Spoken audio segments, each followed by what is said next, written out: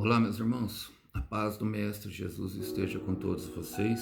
Mais uma vez aqui compartilhando o pão com um versículo, uma rápida mensagem para fortalecer a nossa fé e quem sabe assim construir os nossos sonhos, primeiramente dentro de nós, criando esperança e depois alavancando em passos de fé ao projeto que Deus colocou no nosso coração.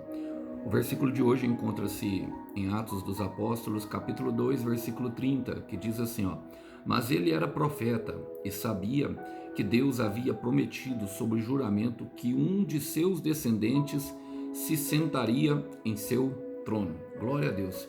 Irmãos, essas são palavras do apóstolo Pedro na primeira ministração logo depois do derramar do Espírito Santo, assumindo a liderança, vivendo uma promessa, sim, a qual o Senhor Jesus disse para ele em Mateus 4, versículo 19: Vinde após mim, porque eu lhes farei pescadores de homens. E ali naquela ministração, 3.000 pessoas creem em Senhor Jesus Cristo, 3.000 almas se ajuntam a eles, ali tornando o primórdio da igreja. Ele está vivendo uma experiência maravilhosa daquilo que as palavras que eram do Mestre há um tempo atrás, que eram somente palavras, estavam se tornando realidade.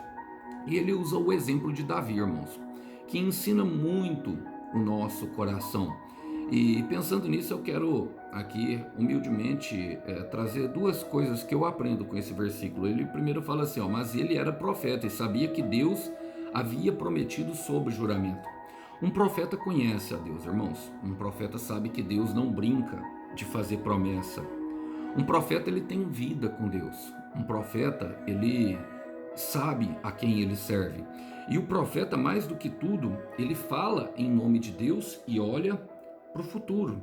Ele olha para aquilo que está de vir. O profeta é aquela pessoa que visitou o futuro através de uma visão, através de algo que Deus lhe deu e voltou de lá para contar no passado o que havia visto e para percorrer, levando ali junto mais pessoas a esse sonho, a esse projeto que Deus mesmo colocou no coração dele. Tenha certeza, meu irmão, tenha certeza, minha irmã. Se você tem um projeto que você não consegue esquecer, algo que está no seu coração e por muitas vezes parecerá difícil, parecerá até mesmo impossível aos seus olhos, mas você não desiste, é porque você tem o sangue de profeta correndo nas suas veias. E Deus colocou algo no seu coração, a qual Paulo vai falar para nós em Filipenses capítulo 2, versículo 12, que Deus opera em nós tanto o querer quanto o realizar. O querer é dele e o realizar é dele. Isso quer dizer que os teus sonhos, os teus projetos são deles. Olha o que Davi fala, olha o que Pedro fala a respeito de Davi. Sabia que Deus havia prometido sobre juramento. O juramento, irmão, é algo solene, ou seja, a palavra de Deus, ela não volta vazia. Então, aquilo que ele lhe prometeu, certamente se cumprirá. Não tenha dúvidas disso, descanse nessa palavra, porque se ela chegou até você, é porque Deus queria que você soubesse disso. Deus queria que você descansasse o seu coração, mesmo em meio à tribulação do momento. Agora, tudo que acontece no meio do caminho te prepara justamente para receber aquilo que ele lhe colocou sob juramento. Olha o que ele continua falando, fala assim, ó, que um de seus descendentes se sentaria em seu trono. Bom, Davi, o que Deus prometeu para Davi era justamente que o seu trono seria eterno e ele se estabeleceria em Jesus Cristo, o Filho de Deus. Bom, e aqui nós aprendemos algumas coisas sobre a promessa. A promessa pode ser feita para nós, mas ela não necessariamente venha se cumprir em nós completamente, como eu quero falar, completa, de forma completa, e que abrangerá mais pessoas, os descendentes, aqueles que hão de vir. Os nossos filhos são tocados. Talvez você esteja em sua casa e olhe para o lado, irmão, e não veja condição nenhuma, minha irmã, de se cumprir. E você, talvez como eu, possa tomar a decisão, assim, por ver seus pais, os seus avós, os seus tataravós, os seus bisavós, pessoas que viveram antes de você, seus antepassados, viverem ciclos repetitivos por maldição, por uma maldição que o inferno colocou ou por passos errados, ciclos que não se rompem, ciclos repetitivos, mas a partir de você, a partir do momento que você crê nessa palavra, você e seus descendentes estarão resguardados pela palavra.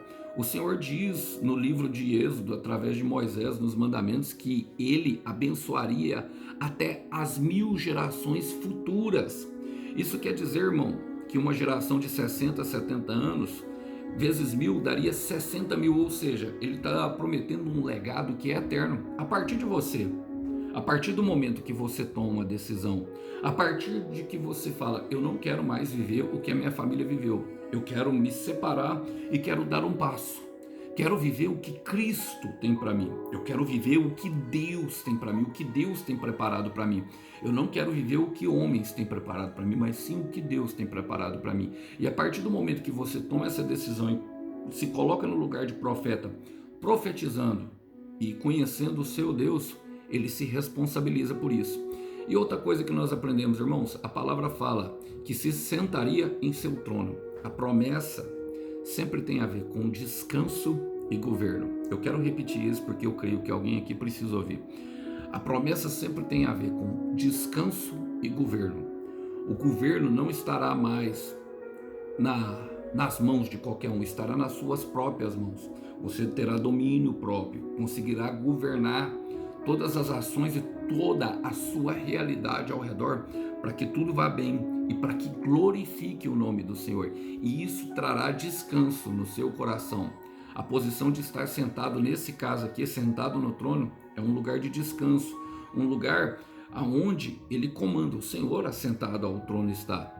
E porque ele vive, nós podemos sim crer que existe um amanhã melhor.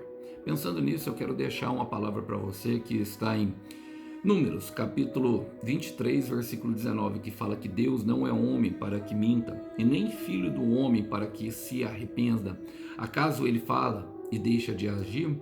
Acaso ele promete e deixa de cumprir?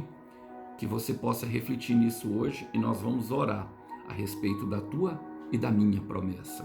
Senhor, eu quero colocar diante de Ti o meu irmão e a minha irmã que estão aqui com firmeza de propósito. Queremos colocar diante do Senhor, Pai, mesmo que passando por tribulações, nas Tuas mãos, para que o Senhor conduza os nossos passos, Pai, até esse lugar de descanso e de governo que o Senhor nos prometeu. Senhor, ajuda para que a partir de mim, a minha família seja completamente restaurada, que assim como eu, mais pessoas que tenham passado pelo jugo opressor do inferno, possa ser através da nossa vida, entrar a Tua salvação, que nós possamos ser a porta da salvação. Ajuda-nos a suportar o processo e a viver o propósito. É isso que nós queremos te pedir hoje, em nome de Jesus. Meu irmão, minha irmã, Deus tem coisas lindas para você viver lá na frente. Faça dele a tua alegria. Que Deus abençoe os irmãos, a paz do Mestre. Até uma próxima. Tchau, tchau.